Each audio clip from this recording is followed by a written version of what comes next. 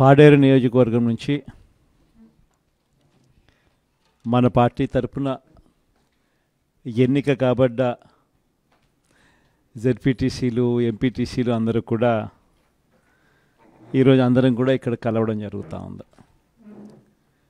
దాదాపుగా 85 చోట్ల పాడేరు నియోజకవర్గంలో ఎన్నిక జరిగితే మన పార్టీ తరపు నుంచి 57 స్థానాలు మనం గెలిచాం. ఈరోజు మామూలుగా అయితే ఈ ఓవరాల్ ఎమ్మెల్సీ స్థానాలు కూడా ఏదైతే జరుగుతూ ఉందో, పోటీ జరుగుతూ ఉందో, ఇందులో మామూలుగా అయితే ఎవరు తెలుగుదేశం పార్టీ పోటీ పెట్టకూడదు. నైతిక విలువలు ఉన్న ఏ పార్టీ అయినా పోటీ పెట్టకూడదు. ఎందుకంటే 600 చిల్లర స్థానాలు మనం గెలిచినాం. వాళ్ళు గెలిచింది కేవలం 200 చిల్లర స్థానాలు వాళ్ళు గెలిచినారు. మనకు వాళ్ళకు మధ్య తేడా దాదాపుగా 387 స్థానాలు వాళ్ళకు మనకు తేడా ఉంది. గెలిచిన వాళ్ళంతా కూడా మన పార్టీ గుర్తు మీద, మన పార్టీ జెండా మీద గెలిచిన వాళ్ళు. వాళ్ళ సైడ్ అయినా అంతే, మన సైడ్ అయినా అంతే. మరి అటువంటప్పుడు మెజారిటీ లేనప్పుడు ఎవరైనా కూడా పోటీనే పెట్టకూడదు. మామూలుగా మీ జగనే ముఖ్యమంత్రి స్థానంలో ఉండి ఇటువంటి పరిస్థితి కనుక ఉంటే, వాళ్ళకే కనుక మెజారిటీ కనుక ఉంటే అసలు మనం పోటీ పెట్టుండే వాళ్ళమే కాదు. ఎందుకు పోటీ పెట్టాలి? ఎందుకు డబ్బులు ఇచ్చి కొనుగోలు చేయాలి? వేరే పార్టీ గుర్తు మీద గెలిచిన వాళ్ళను ప్రజలు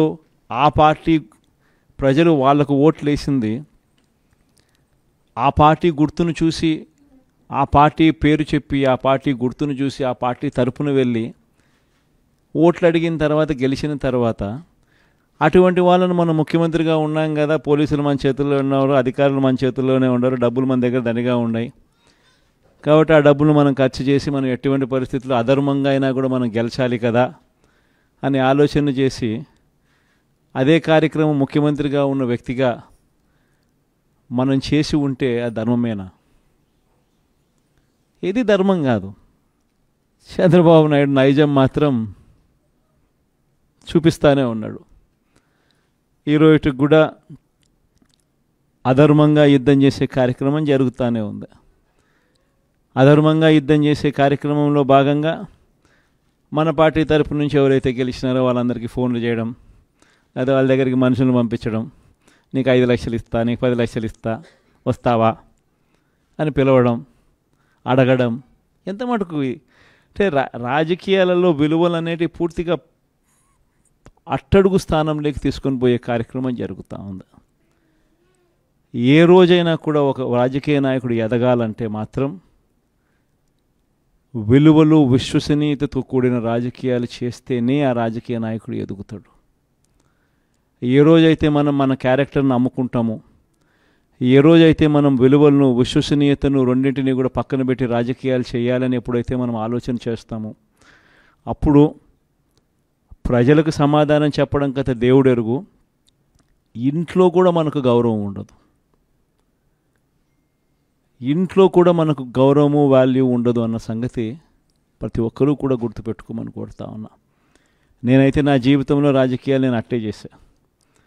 నేను కాంగ్రెస్ పార్టీ నుంచి బయటకు వచ్చినప్పుడు వెనక్కి తిరిగి చూస్తే నా వెనకాల ఎవరు లేరు. నేను, మా అమ్మ ఇద్దరమే బయటకు వచ్చింది. నాతో పాటు కొంతమంది ఎమ్మెల్యేలు వస్తామంటే కూడా నాతో పాటు రావాలనుకున్న ఎవరైనా కూడా రాజీనామా చేసి రావాలా అని చెప్పిన. ఈరోజు అక్కడి నుంచి మొదలు పెడితే కేవలం ఇద్దరం పార్టీ నుంచి బయటకు వచ్చి మొదలు పెడితే ఈరోజు దేవుని దయతో ప్రతి అడుగులోనూ కూడా విలువలతో కూడిన రాజకీయాలే చేశాము, విశ్వసనీయతతో కూడిన రాజకీయాలే చేశామని గర్వంగా తలెత్తుకొని కూడా చెప్పగలుగుతాం. ఎందుకు మొన్న ఎలక్షన్లే 2014 ఎలక్షన్ మీ అందరికీ గుర్తుండే ఉంటుంది. మనం ఓడిపోయాం ఆ ఎలక్షన్. ఓడిపోయేటప్పుడు కూడా నా దగ్గరికి చాలామంది వచ్చినారు. మన వాళ్ళే నా దగ్గరికి కూడా వచ్చినారు. మన మంచి కోసమే చెప్పారు, నా మంచి కోసమే చెప్పారు. అన్న చంద్రబాబు నాయుడు ఇష్టం వచ్చినట్టు అబద్ధాలు ఆడుతూ ఉన్నాడు, రైతులకు రుణమాఫీ అంటూ ఉన్నాడు, మహిళలకు రుణమాఫీ అంటూ ఉన్నాడు, ఇంటింటికి ఉద్యోగం అంటున్నాడు, ఉద్యోగం ఇకపోతే 2000 అంటున్నాడు, ప్రతి ఒక్కరికి 3 సెంట్ల స్థలం అంటూ ఉన్నాడు. ఈయన చంద్రబాబు నాయుడు అంటా ఉన్నాడన్నా, మనం కూడా అనకపోతే ఎట్టా, మనం కూడా రైతులకు రుణమాఫీ చేయకపోతే చేస్తామని చెప్పకపోతే ఎట్టా, ఫస్ట్ చెప్పేసేయండి నా, మళ్ళీ సంగతి మళ్ళీ చూస్తాము అని నాతో కూడా చెప్పినారు. కానీ చెయ్యలేనిది, జరగనిది చెప్పడానికి మీ జగన్ ఇష్టపడలా. అబద్ధం చెప్పలా. అబద్ధం చెప్పనందుకు ఆ ఎన్నికల్లో మనం ఓడిపోయినాం. ఆ ఎన్నికల్లో మనం ఓడిపోయి ప్రతిపక్షంలో కూర్చున్నాం. దాని తర్వాత చంద్రబాబు నాయుడు పరిపాలన చేశాడు.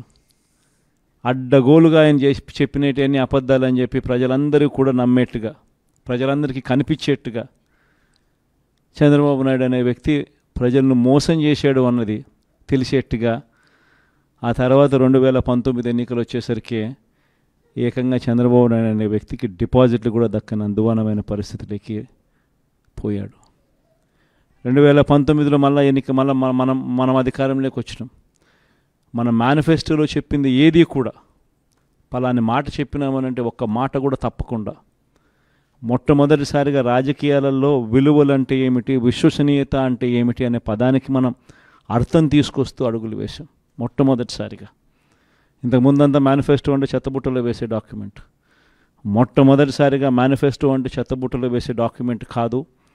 మేనిఫెస్టో అని అంటే ఒక బైబిలు, ఒక భగవద్గీత, ఒక ఖురాన్ అని చెప్పి మొట్టమొదటిగా నిర్వచనం మారుస్తూ చెప్పిన ప్రతి మాట కూడా నెరవేర్చాం. ఒక 10% జనాభాలు మాత్రం చంద్రబాబు నాయుడు మోసాన్ని నమ్మారు. చంద్రబాబు నాయుడు క్యాంపెయినింగ్ ఇంటింటికి పోయినప్పుడు వాళ్ళ ఎమ్మెల్యేలు చేసిన క్యాంపెయిన్ పిల్లలు కనపడితే నీకు 15,000, నీకు 15,000, నీకు 15,000, నీకు 15,000 సంతోషమా అని అడిగే క్యాంపెయిన్. వాళ్ళ అమ్మ కనపడితే నీకు 18,000 సంతోషమా అని అడిగే క్యాంపెయిన్. వాళ్ళ ఇంట్లో ఇంకొక ఆడవాళ్ళు కనపడితే నీకు మళ్ళీ 18,000 సంతోషమా అని అడిగే క్యాంపెయిన్. వాళ్ళ ఇంట్లో ముసలోళ్ళు ఎవరైనా బయటకు వస్తే నీకు నెలకు 4,000 పెన్షన్ సంతోషమా అని అడిగే క్యాంపెయిన్.